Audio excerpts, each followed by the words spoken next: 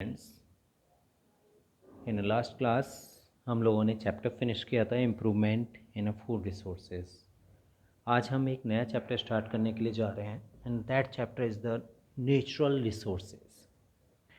Natural resources जिसके के बारे में आज हम इंट्रोडक्शन के बारे में बात करेंगे कि क्या होते हैं नेचुरल रिसोर्सेज, और इस चैप्टर में हम नेचुरल रिसोर्सेज से रिलेटेड क्या क्या टॉपिक्स हम स्टडी करेंगे। एक्चुअली में नेचुरल रिसोर्सेज जैसा कि इनके नाम से पता चल रहा है, natural it means occur in the nature, resources यानी कि वो चीज़ जो कि ह्यूमन के लिए यूज़फुल होती है। तो नेचुरल रिसोर्सेज का मतलब होता है कि ह्यूमन के यूज़ में आने वाली वो चीज़ें जो कि हमारे नेचर में पाई जाती हैं और नेचर हमें प्रोवाइड करता है। Those all things are called as natural resources. जैसे कि हम बात करते हैं air, water, soil, plants, stones and other micro organism, petroleum, fossil fuels. हम जिनके बारे में बात करते हैं ये सारी चीज़ें हमारी क्या कहलाती हैं? नेचुरल रिसोर्सेज कहलाती हैं। ये नेचुरल रिसोर्सेज जिन्हें कि हम जनरल वे में कह सकते हैं कि कुछ नेचुरल रिसोर्सेज हमारे क्या होते हैं? Physical natural resources and some are biological natural resources. जैसे कि इनके भी नाम से पता चल रहा है, physical it means non livings, जिनमें लाइफ नहीं होती है, वो हमारे सब किस में इंक्लूड हो जाते हैं? फिजिकल नेचुरल रिसोर्सेज में हो जाते हैं। जैसे पेट्रोलियम सब्सटेंस हो गया फॉर एग्जांपल, अगर हम इसका देखें एग्जांपल, जैसे कि एयर आप देख सकते हैं, air, water, soil, ETC। Okay, वहीं पर जब हम बायोलॉजिकल नेचुरल रिसोर्सेज की बात करते हैं तो इसमें वो रिसोर्सेज आते हैं जिनमें कि लाइफ प्रेजेंट होती है, जैसे कि plants, animals, ETC, micro organism, ETC। Okay, now लेकिन ये जो नेचुरल रिसोर्सेज हैं इनको ह्यूमन बीइंग यूज़ करता है। ठीक है, एक तो नॉर्मली यूज़ करना होता है और एक होता है एक्सेसिव यूज़ करना, लेकिन दोनों ही कंडीशन में वो क्या कर रहा है? यूज़ कर रहा है ह्यूमन। ह्यूमन के यूज़ करने के मेन रीजंस क्या क्या हो सकते हैं? तो जब हम देखते हैं तो इसके मेन रीज़न होते हैं, number one, tremendous increase in human population. Obviously है कि जैसे जैसे पॉपुलेशन बढ़ती जाएगी तो वैसे वैसे इनका यूज़ बढ़ता जाएगा। जैसे हम लैंड की बात करें, लैंड की पॉपुलेशन बढ़ेगी तो क्या हुआ? लैंड को कवर करेंगे किसके लिए? रहने के लिए, बढ़ाने के लिए, उसे अपने सर्वाइव करने के लिए। एयर का यूज़ बढ़ जाएगा, पेट्रोलियम सब्सटेंस का यूज़ बढ़ जाएगा, वाटर का यूज़ बढ़ जाएगा, कंजप्शन होगा उनका बहुत ज़्यादा। तो वो किसकी वजह से हो रहा है? ह्यूमन पॉपुलेशन की वजह से। इसके अलावा दूसरा रीज़न होता है अर्बनाइजेशन।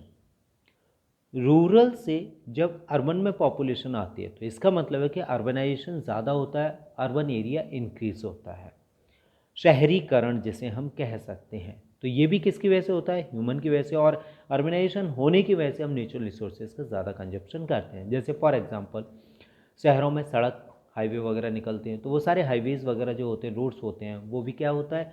नेचुरल रिसोर्स लैंड को कंजप्ट करके होता है। नेक्स्ट है industrial and technological advancement. Industrial and technology में जितनी ज़्यादा से ज़्यादा एडवांसमेंट आ रही है उतना ही ज़्यादा से ज़्यादा इन नेचुरल रिसोर्सेज को कंजप्ट किया जा रहा है। नाउ ये तो नॉर्मली हमने देखा कि क्या क्या रीज़न हो सकते हैं, किस किस तरह से हो सकते हैं, कैसे हम कर सकते हैं। नाउ अब हम बात करेंगे नेचुरल रिसोर्सेज के मेन क्लासिफिकेशंस के। किसकी बात करेंगे हम? क्लासिफिकेशन। और यहाँ क्लासिफिकेशन के डिफरेंट बेसिस हैं, जैसे कि ए बेस और b basis. On the basis of, on the basis of, सबसे पहला केमिकल नेचर के बेसिस पर, दूसरा एबंडेंस एंड अवेलेबिलिटी के बेसिस पर। केमिकल नेचर से मतलब है कि जो लिविंग्स के अंदर केमिकल कंपोजिशंस प्रेजेंट होता है। इस बेसिस पर हम देखें तो एक तो होता है हमारा इनऑर्गेनिक, दूसरा होता है ऑर्गेनिक और तीसरा होता है mixed. It means inorganic resources, inorganic resources, organic resources and mix resources. Inorganic resources जैसे कि एयर, वाटर, पेट्रोलियम सब्सटेंस, हमारे ऑर्गेनिक में आ जाते हैं खैर। ओके नाउ, तो हम सबसे पहले किसकी बात करेंगे? इनऑर्गेनिक रिसोर्सेज, जैसे एयर हो गया, वाटर हो गया, आपका मेटेलिक रिकॉर्ड हो गया या मेटेलिक रिसोर्सेज हो गए। ये सब हमारे किस में आते हैं? Inorganic resources. वहीं ऑर्गेनिक रिसोर्सेज में हमारे इंक्लूड होते हैं जैसे कि plants, animals, micro organism, fossil fuels, ये सब हमारे आते हैं ऑर्गेनिक रिसोर्सेज में। मिक्स्ड में हमारी आती है मेन सॉइल। सॉइल क्यों होती है? क्योंकि सॉइल के अंदर एक तो क्या होता है, पार्टिकल्स होते हैं, ठीक है, और क्या होते हैं, माइक्रो ऑर्गेनिज्म होते हैं। तो वहाँ ये मिक्सचर हो जाता है। मिक्सचर किस किस का हो जाता है? इनऑर्गेनिक एंड ऑर्गेनिक का। सो सॉइल हम किसका है? It is the mixture of inorganic and organic, दोनों का ही मिक्सचर होती है, इसीलिए हम इसे कहते हैं मिक्स्ड रिसोर्सेज के नाम से जानते हैं। नाउ सेकंड बेसिस था एबंडेंस एंड अवेलेबिलिटी। आपने पहला देखा केमिकल नेचर के बेसिस पर, दूसरा हमारा होता है एबंडेंस एंड अवेलेबिलिटी, यानी कि हमारी अर्थ पर कितना अमाउंट है उनका और कितना हम उसे यूज़ कर सकते हैं और कितना वो रह सकता है। इसके बेसिस पर जब हम देखते हैं तो हमारे जो नेचुरल रिसोर्सेज होते हैं वो टू टाइप्स के होते हैं। एक तो इन एक्स हॉस्टेबल और दूसरा होता है एक्स हॉस्टेबल। इन एक्स हॉस्टेबल और एक्स हॉस्टेबल, इन एक्स हॉस्टेबल का मीनिंग होता है कि यहाँ पर हमारे लिए अनलिमिटेड अमाउंट में है। जब हम इन एक्स हॉस्टेबल की बात करते हैं तो इसका मतलब है कि नेचुरल रिसोर्सेज जो हैं वो अनलिमिटेड अमाउंट में है, उनको खर्च करना आसान नहीं है, हम उनको खर्च नहीं कर सकते हैं। वो हमारी अर्थ पर रेगुलर बने रहेंगे, हम उनको कितना भी कंजप्ट करें। जैसे कि फॉर एग्जांपल हम बात कर सकते हैं सोलर एनर्जी, सनलाइट है, आप यूज़ करिए, कितना यूज़ कर सकते हैं। आप देख सकते हैं एयर, ओके। हम ये देख सकते हैं कि जैसे कि फॉर एग्जांपल हो गया क्ले, चिकनी मिट्टी या मिट्टी वगैरह की हम बात कर सकते हैं। ये हमारे सब कैसे होते हैं? These are all resources are inexhaustible because these are the unlimited in amount, unlimited in amount में ये कैसे हैं? ये अनलिमिटेड होते हैं, इसलिए हम इनको क्या कहते हैं? इन एक्सहॉस्टेबल कहते हैं। लेकिन एक्सहॉस्टेबल वो होते हैं जो कि हमारी अर्थ पर कैसे प्रेजेंट होते हैं? लिमिटेड अमाउंट होता है इनका, लिमिटेड अमाउंट, और इनको यूज़ करना है तो बहुत वाइज के साथ में, बुद्धि के साथ में, हमें दिमाग के साथ में इन्हें यूज़ करना पड़ेगा, जिससे कि हमारी अर्थ पर ये आसानी से बने रह सकें।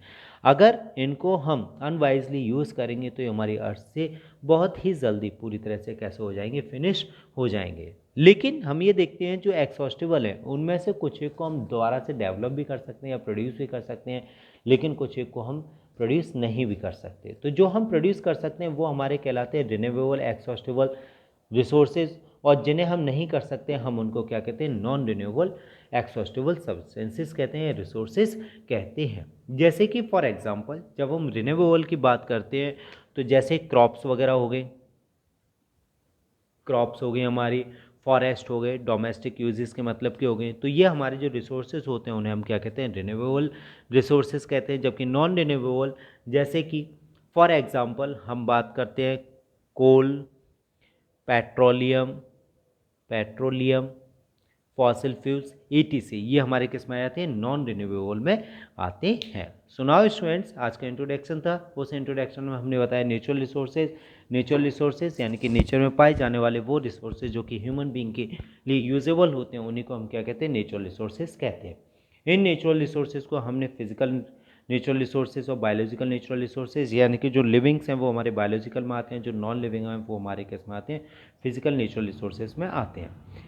ह्यूमन बीइंग इनको यूज़ कर रहा है किसके लिए? एक तो tremendous increase in human population बहुत तेज़ी से बढ़ रही है इसलिए, दूसरा अर्बनाइजेशन, तीसरा है इंडस्ट्रियल एंड टेक्नोलॉजिकल एडवांसमेंट।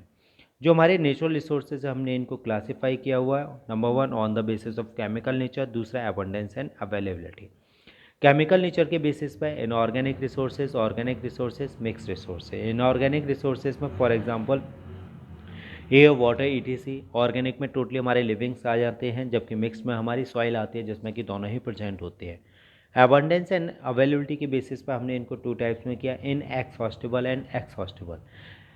इन एक्सहॉस्टेबल जो कि हमारे अनलिमिटेड होते हैं, एक्सहॉस्टेबल जो लिमिटेड होते हैं। एक्सहॉस्टेबल को 2 में, यानी कि renewable and non renewable. Renewable जिन्हें कि हम दोबारा से प्रोड्यूस कर सकते हैं, नॉन रिन्यूएबल जिन्हें कि दोबारा से फॉर्म नहीं किया जा सकता है। So okay students, it will be continue in next with the air. Okay air.